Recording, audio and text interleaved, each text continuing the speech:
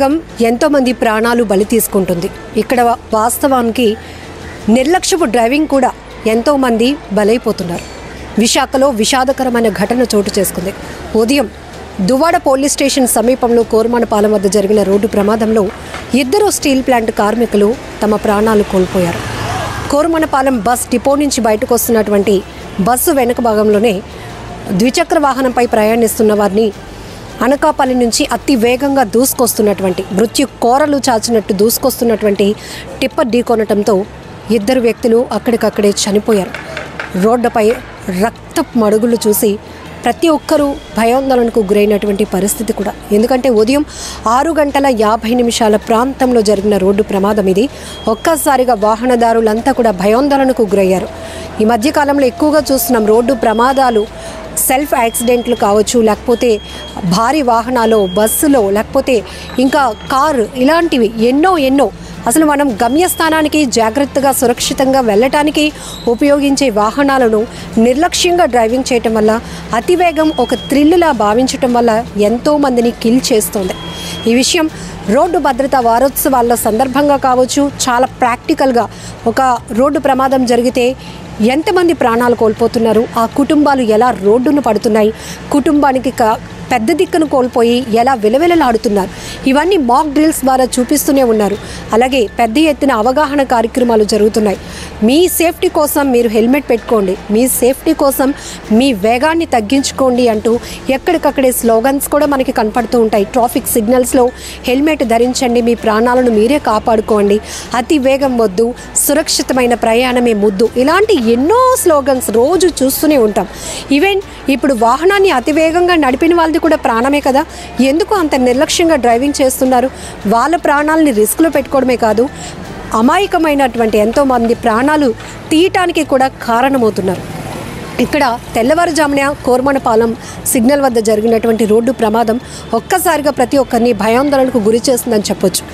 తరచుగా జరుగుతున్నటువంటి రోడ్డు ప్రమాదాల వల్ల పోలీసులు కూడా యాక్సిడెంటల్ స్పాట్స్ని గుర్తిస్తూ డార్క్ స్పాట్స్గా వాటిని పెడుతున్నారు. ఇక్కడ అతి వేగం వద్దంటూ, లేకపోతే ఇదే లిమిట్లో మీరు వెళ్ళాలి అంటూ కూడా హైవేలో మనకి డిస్ప్లే బోర్డ్స్ కూడా కనిపిస్తూ ఉంటాయి.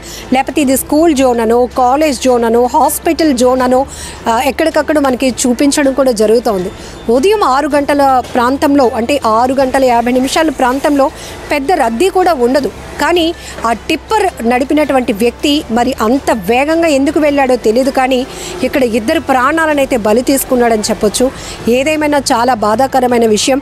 ఇంతకుముందు రోడ్డు ప్రమాదాలు అక్కడక్కడ జరుగుతుంటూ ఏవో ప్రాణాలు పోయేవి. ఇప్పుడు తరచుగా ఉదయం లేచి చూసేటప్పటికి ఎక్కడో చోట కేవలం రోడ్డు ప్రమాదాల్లోనే వాల్యుబుల్, ఎంతో విలువైన ప్రాణాలు కోల్పోతున్నటువంటి పరిస్థితులు. ముఖ్యంగా యువత ర్యాష్ డ్రైవింగ్ చేయడం, స్పీడ్ డ్రైవింగ్ చేయడం, ట్రిపుల్ రైడింగ్, లేకపోతే మనం ఇలా వెళ్ళటం వల్ల నెగ్లిజెన్సీగా ర్యాష్గా మనం డ్రైవ్ చేయడం వల్ల పక్కన ఉన్న వాళ్ళకి ఏమైనా హాని కలుగుతుందేమో, అయ్యో ఏదైనా జరిగితే మన శరీర అవయవాలు కూడా మనం జాగ్రత్తగా చేసుకోలేని పరిస్థితిలో అంగవైకల్యానికి గురవుతామేమో, లేకపోతే మన ఫ్యామిలీ మన కోసం వెయిట్ చేస్తూ ఉంటుందేమో, మనం జాగ్రత్తగా ఉండకపోతే ఆ ఇబ్బంది మళ్ళీ మనమే ఫేస్ చేస్తామేమో, ఇవన్నీ ఎందుకు ఆలోచించటం లేదో అర్థం కావటం లేదు. కానీ పోలీసులు మాత్రం ఒక సందర్భంలో తీవ్రమైనటువంటి అసహనం వ్యక్తం చేస్తున్నారు.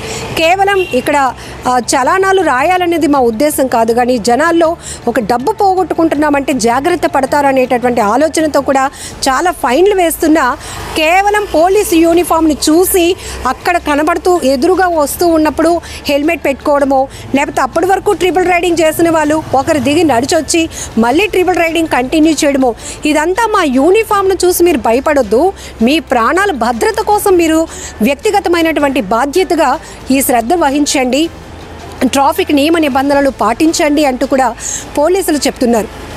సోషల్ మీడియాలో చాలా వీడియోలు వైరల్ అవుతున్నాయి.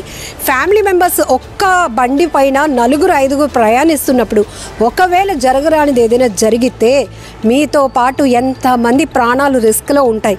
ఇలా చాలా సెన్సిటివ్గా, సాఫ్ట్గా కూడా పోలీసులు కౌన్సిలింగ్ ఇస్తున్న వీడియోలు కూడా వైరల్ అవుతున్నాయి. బట్ కొంతమంది వాటిని ఫన్నీగా తీసుకుంటున్నారేమో, కానీ ప్రాణం చాలా విలువైనది. దేవుడిచ్చినటువంటి ఈ జన్మని కాపాడుకోవాల్సింది, మన బాధ్యతలు నెరవేర్చాల్సినటువంటి బాధ్యత మనపైనే ఉంటుంది. ముఖ్యంగా ఒకటి గుర్తుపెట్టుకోండి, స్పీడ్ని ఒక థ్రిల్ లాగా భావిస్తే కనుక అది ఖచ్చితంగా మనల్ని కిల్ చేస్తుంది. దానివల్ల ఎన్నో కుటుంబాలు అనవసరంగా ఏ తప్పు చేయలేనటువంటి వాళ్ళు అమాయకంగా బలైపోతున్నారు. కొన్ని కుటుంబాలు రోడ్డును పడుతున్నాయి. ఇప్పటికీ కూడా మేము గతంలో ఎన్నో ఇంటర్వ్యూలు చేసాం. అప్పటి వరకు ఎంతో హోప్తో ఉంటాడు వాడు ఫ్యూచర్ పైన. తనంతా ఏ తప్పు చేయకుండా రోడ్డు మీద ట్రావెల్ అవుతూనే ఏదో ఒక వెహికల్ స్పీడ్గా వచ్చి అతన్ని గుద్దటం వల్ల అతను కాలో చెయ్యో విరిగిపోవడమో, లేకపోతే బ్రెయిన్ డెడ్ అవ్వడమో, లేకపోతే ప్రాణాలు కోల్పోవటమో, వాళ్ళ మీద డిపెండ్ అయిన పిల్లలు అనాథలు అవ్వటమో, లేకపోతే భార్య ఇబ్బంది పడటం, కుటుంబం పూర్తిగా అప్పుల బాధల్లోనికి వెళ్ళిపోవటం, ఇంత నష్టం జరుగుతుంది. ఫస్ట్ అది ఆలోచించండి. ఖచ్చితంగా వ్యక్తిగతమైనటువంటి భద్రత ప్రతి ఒక్కరికి అవసరం. రోడ్డు ప్రమాదాలు తగ్గించాల్సినటువంటి బాధ్యత పోలీసులపై కూడా ఉంది, అలాగే ప్రజలపై కూడా ఆ బాధ్యత ఉందని ఖచ్చితంగా చెప్పొచ్చు. సో మీరు కూడా చాలా ఇన్సిడెంట్ మీ కళ్ళ ముందే ఎన్నో రోడ్డు ప్రమాదాలు చూసుంటారు. అలాగే రోడ్డు ప్రమాదాల్లో ప్రాణాలు కోల్పోయి జీవితాలు విచ్ఛిన్నమైపోయినటువంటి పరిస్థితులు కూడా చూసుంటారు. అలాంటి మీ ఓన్ ఎక్స్పీరియన్స్తో మీరేమైనా సజెషన్స్ పోలీసులకు కానీ పబ్లిక్ కానీ ఇవ్వాలి అనుకున్నా, లేకపోతే మీ ఓన్ ఎక్స్పీరియన్స్ ఏమున్నా కామెంట్ బాక్స్లో మీరు కూడా మెన్షన్ చేయండి.